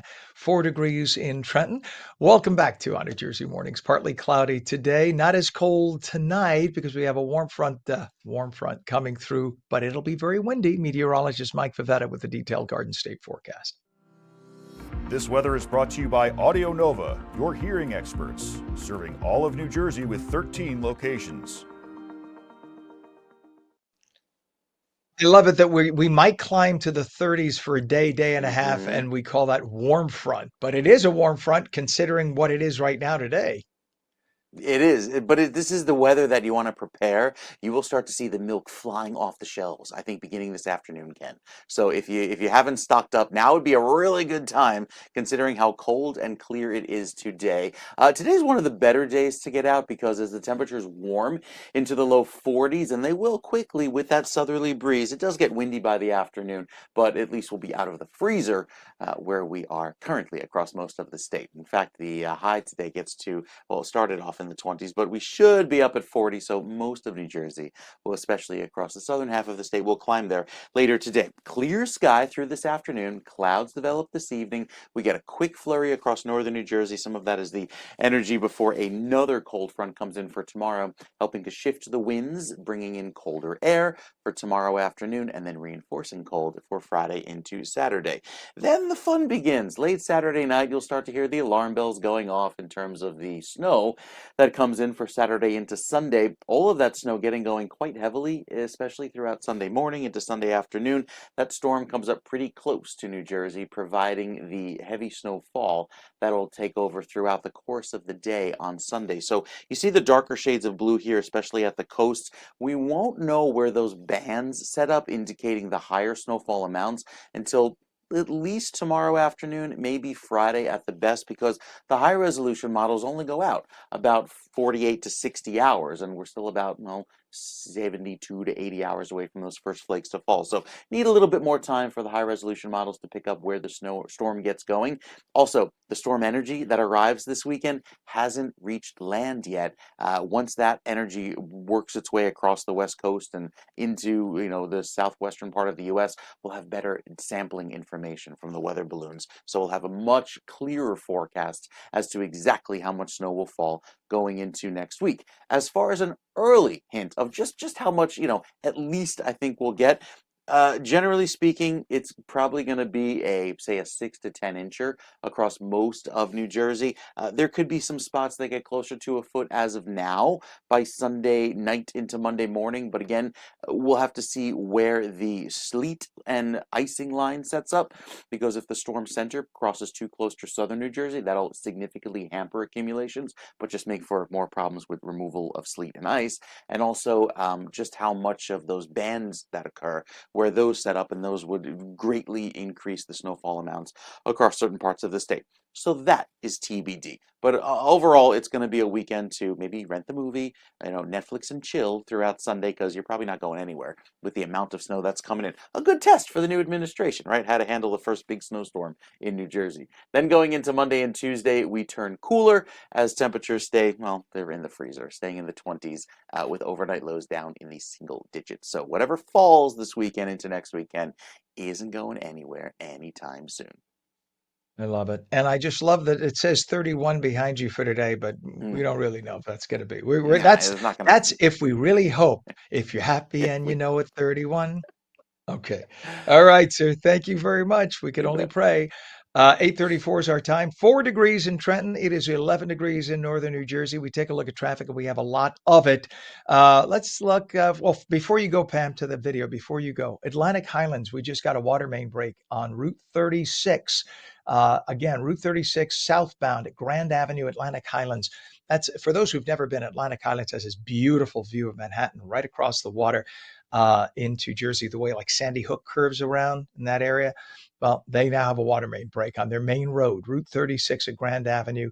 Right shoulder is closed, and that's going to freeze solid and fast. So that's going to be a mess in Atlantic Highlands.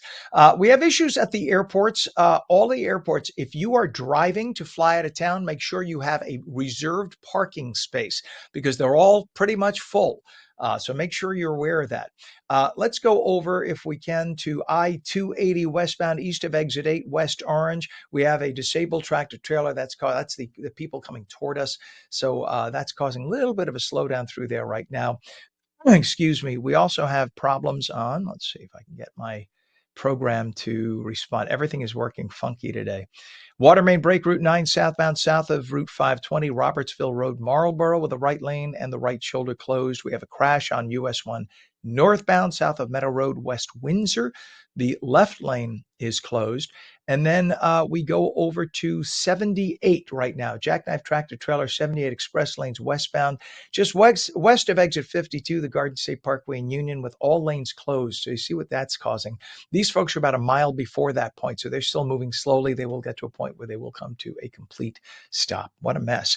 Your Hudson River crossings this morning, also very slow. 30 to 35 Lincoln, 25 to 30 at the Holland. GWB upper and lower was basically not moving right now. You can see a little bit of motion, but we're told 45 minutes in, either upper on the right or lower on the left. Well, in the depths of the gray, cold winter, people look for ways to digitally detox, reduce stress, and prioritize their mental health. Flower arranging, a very good place to turn to. The founder of Postal Petals, a fresh flower delivery service that also offers online flower arranging workshops, joins us to show us how arranging flowers can support mental and emotional well-being. We say good morning to Talia Boone. Good morning, Ken. How are you? Thanks for having me. Happy Thursday. Happy Thursday. Good to have you with us. It is so cold here. We need to think happy thoughts with flowers. So flower arranging may seem like a simple thing, but it's more than that. It's really good for your mental health. Talk about that, Talia. Yeah, I think that the thing about it is that flowers in and of itself are just beautiful, right? Like think about when you give people flowers, they're happy, they're smiling. It just gives them a really good feeling. Well, the idea is also that when you get to engage with those flowers, just a creative exercise, it really helps to kind of help allow you to decompress, allow you to really kind of step back from, as you said, digital, right? So we're getting off of scrolling on social media, we're getting off of, watching TV, and instead we're kind of taking a walk through nature right in our kitchen. So it's a really beautiful experience that I really hope more people get into. There's a lot of studies that talk about how creativity is a proven form of stress relief, and engaging with nature and being out in nature is proven to improve your overall well-being. And so we're kind of combining those two things together with flower arranging to make a really beautiful, creative wellness self-care activity that I think a lot of people will enjoy and be grateful for the output. I love it. Can anybody learn flower arranging, or is it something you have to be artistic to do? No, anybody can learn to do flower arranging. And it's funny because what I've learned is start small, right? Because I know that it can get overwhelming, it can feel very overwhelming because as a culture here in America, we have been really truly conditioned to engage with flowers as what we call a ready to use product, right? Something that you typically will get in its finished form that is professionally designed by a florist. And that in and of itself can be very intimidating, right, for a novice floral designer, because you're going to be obviously wanting to judge the kind of finished arrangement that you create to what you would get from a professional florist. But the reality is everyone started somewhere. It's not about the competition or the comparing of your arrangement to a professional florist. It's really about creating something that is beautiful for you. And I think a really great way to start, is to work with bud vases, which is what we have here, because it's a really great way to start kind of engaging with the flowers, cutting them, placing them so that you can start to get used to it. Smaller bud vase arrangements are quite easy to do. You still get the opportunity to engage with flowers. You're able to experience the creative output, but you're not feeling so overwhelmed with creating a very large arrangement. So I would say if you're not comfortable doing something really large, then a bud vase is the way to go. And of course, as you mentioned, we have virtual tutorials all throughout our website, so you're able to kind of log on, and we can give you step-by-step tutorials on how to design your flowers and care for them at the same time.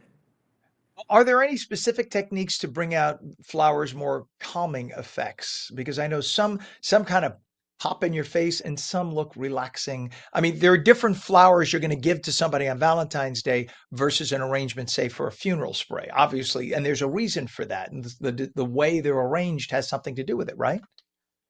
Absolutely. And it's interesting because I can look which I feel like most people can. You could look at a funeral spray and say, okay, that's very funeral. You could look at a wedding arrangement and say straight away, okay, those are for weddings. So to your point, there's various design styles depending on what you're doing. And on our site, we have bloom boxes. We typically have about 6 different recipes of florals to choose from. And so we always say that we're like a Hello Fresh, but for flowers, where we send you all of the ingredients to create your own bouquet, but you make it yourself. And one box may, be, we have sometimes aromatherapy boxes where you'll have like eucalyptus and lavender and jasmine. And those are things that are really going to help your nervous system, right? Those are things that where essential oils are extracted, where you can pull the leaves off and actually, kind of steam them and have like a eucalyptus steam in your shower. So there are so many flowers that absolutely have natural kind of healing, calming effects. I would say my absolute favorite, it's not even a flower, it's more foliage, but it's actually eucalyptus, because it lasts very long. It always looks really beautiful in an arrangement, but the smell, as soon as you smell it, it just has a calming effect. I used to love, I don't live in a house up here anymore. I have a little townhouse, but when I had a house, I used to have lavender in the summertime all around the house. And man, between the color and the scent when the wind blew, just fabulous. I don't know why, but the landscaper hated it. I think it's to maintain it. It takes a little bit, but I loved it. And you're right. We would cut a little bit and just throw it in a bud vase and be done with it. It was great. What's a Yeah. website for more information, Talia? Yes, if they can visit postalpetals.com, that's where you can go to check out the latest recipes. We're Postal Petals across all digital. We're on social media, Instagram, TikTok, Pinterest, and again, postalpetals.com is where they can check out our recipes and Awesome. purchase a box, subscribe to get boxes delivered, and we deliver all across the continental U.S. Beautiful. All right, Talia Boone, founder of Postal Petals. Thank you for coming on this morning. What a great concept. I love it. Have a great day. Thank you for All having right. me, Ken. Really do appreciate it. Stay warm out there. You too. Have a great day. We'll be right back.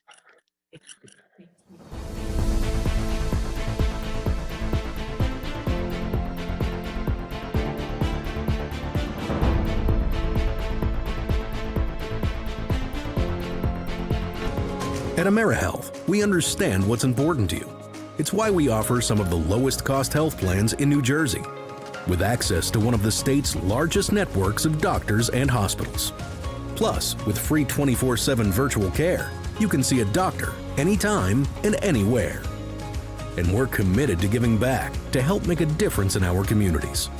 Learn more at AmeriHealth.com. A health plan for everyone.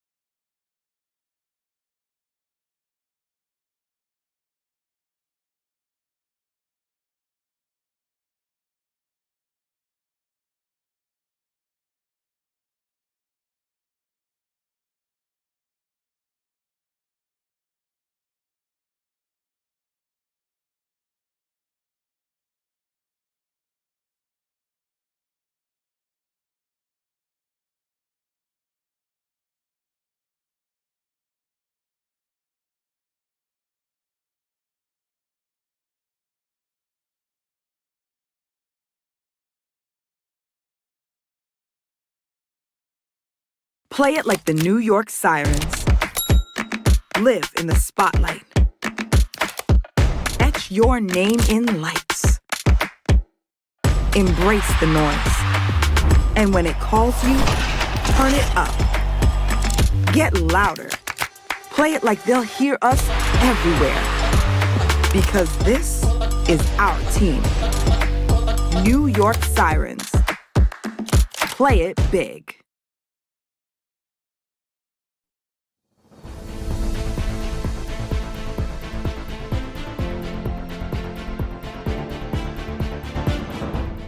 Welcome back to On New Jersey Mornings. I'm Ken Rosato at 8:45, taking calls at 888-658-0234. Partly cloudy today.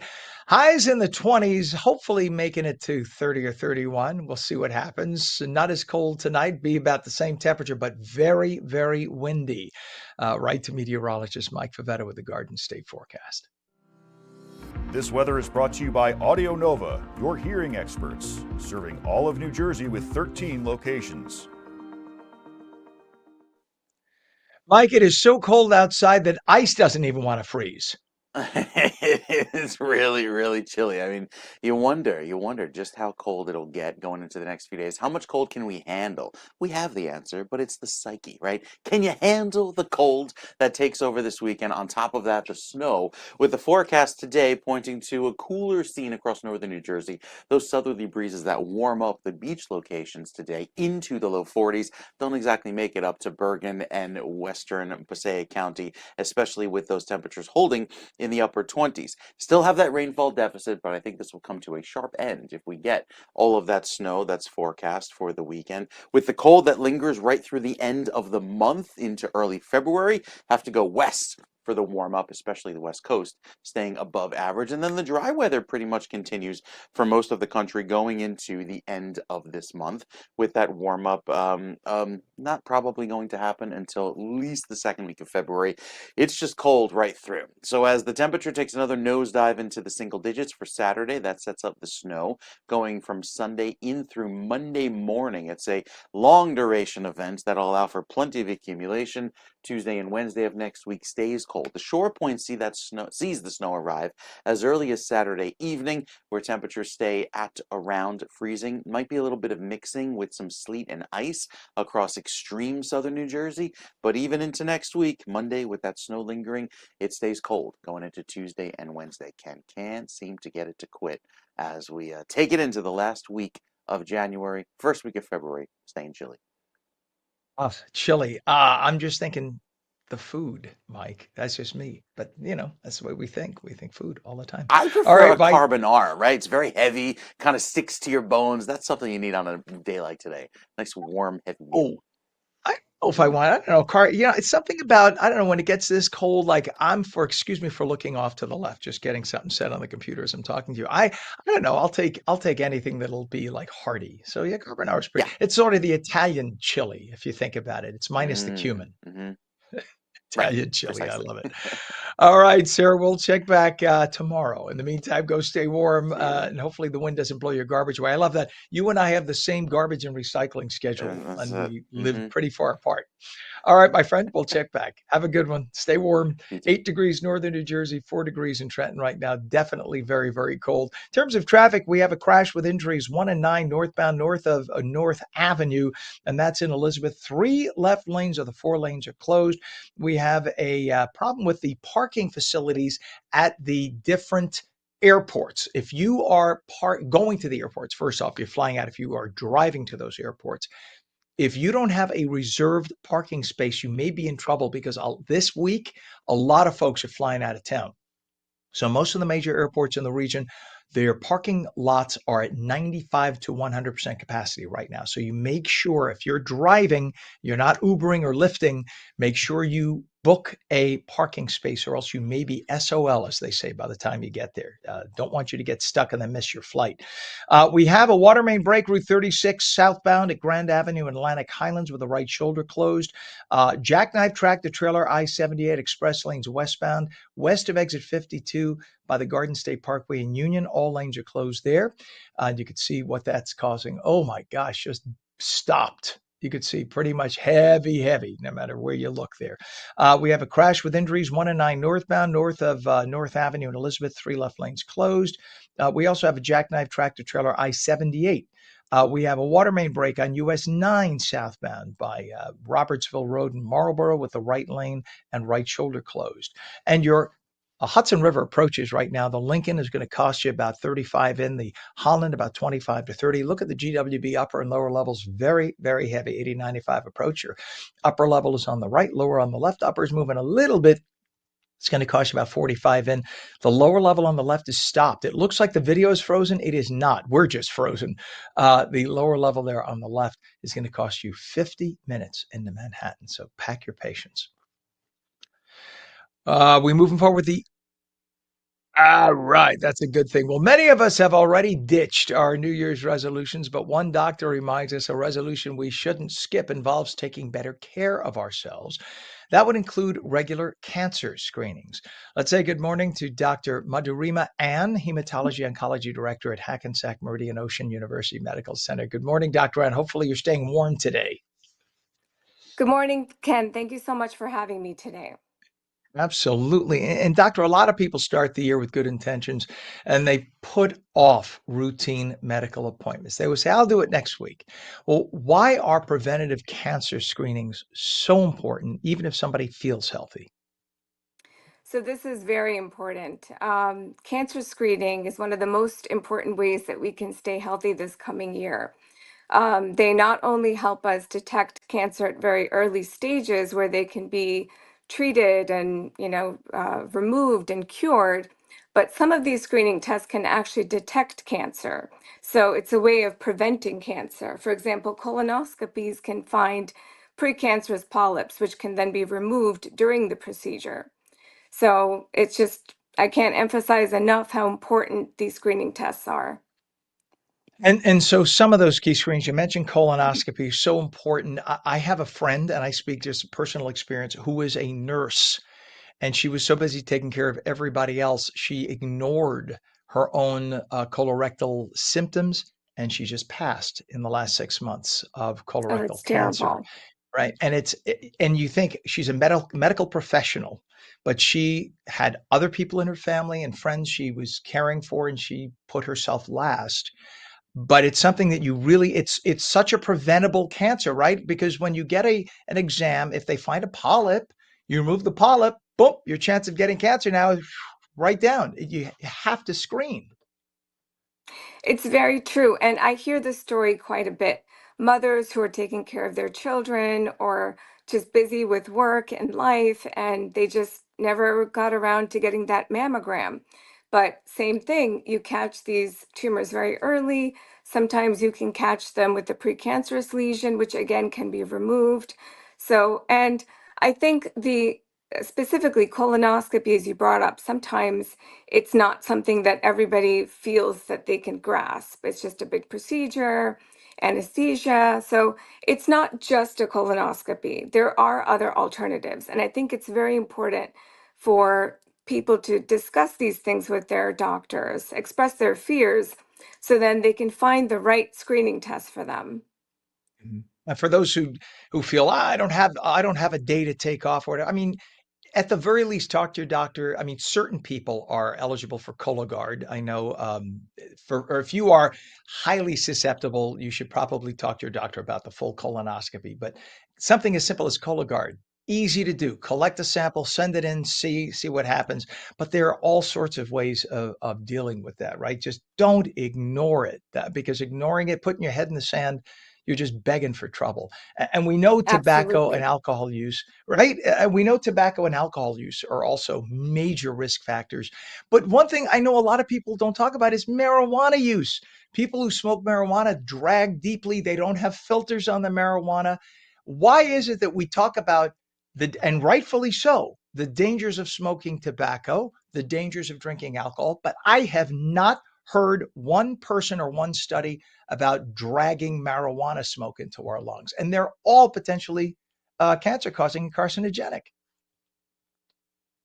Absolutely. I think anytime you are exposing your lungs to this type of chemicals, there is a risk of cancer, there's risk of lung disease. It's just that I don't think we have the data to make recommendations specifically for marijuana use. For cigarette smoking use, there are recommendations for yearly low dose CT screening tests, CAT scans, basically. But you are correct. As of now, we don't have a guideline, to recommend, routine screening for patients who have significant marijuana use history. Yeah, and it just tells, I mean, if smoking a cigarette with a filter leads to lung cancer, then how is it that we don't think enough to do this, to do a study when you're dragging marijuana smoke, which is thick and dense and sticky and tar filled, into our lungs with no filter, and why that seems to be, oh, nothing we're going to study, because I think right now it's popular and a lot of people are afraid to go after it. And a lot of municipalities are looking at this and they're thinking, I don't want to rock the boat right now. We need to get those tax dollars in. I'm the one with the conspiracy theory, not you, doctor. So I'm the one. I'll take the heat on that. But it really bothers me. Look, if you need THC for your pain, and yes, a lot of people I know have been helped with THC edibles, that's the way to go. But to drag that into your lungs, not a great idea. Doctor, what would you recommend if someone can make a lifestyle change today to help themselves prevent cancer? What would you recommend? That's a great question. A lot of patients have this view of, how do we prevent another cancer? Or how do I prevent cancer? I have a strong family history. And I think, along with the screening test that we have, daily exercise, weight reduction, just basically the basics, eating a good, varied diet, sleeping, all of the things that we know we should be doing and are probably on everyone's New Year's resolution list as it is. Also, avoiding cigarette smoking, chewing tobacco, limitation of alcohol. That's been something that has come out more recently, that really no amount of alcohol is really safe. Again, everything in moderation, but the less is more. Yeah, I saw a study that showed that alcohol is more toxic than nicotine, and yet it's the acceptable drug that we have in society, right? And you think lung. I didn't realize years ago that lung cancer is linked to alcohol consumption, because the fumes that come up burn the insides of your lungs, and that scars the lung tissue, and that could lead to cancer. I mean, people don't think about that. It's just a glass of wine. Alcohol's not good, right? We want to try to avoid if at all possible. We loved having you on. Dr. Madhurima Ann, Hematology Oncology Director at Hackensack Meridian Ocean University Medical Center. We appreciate you. Get your cancer screenings. Thank you for coming on this morning. We appreciate it, Doctor. Thank you so much. You bet. All right. It is a cold day, so bundle up if you're headed out. We're only going to be in the upper 20s, but right now in the single digits in lots of New Jersey. On New Jersey Mornings, we'll see you tomorrow.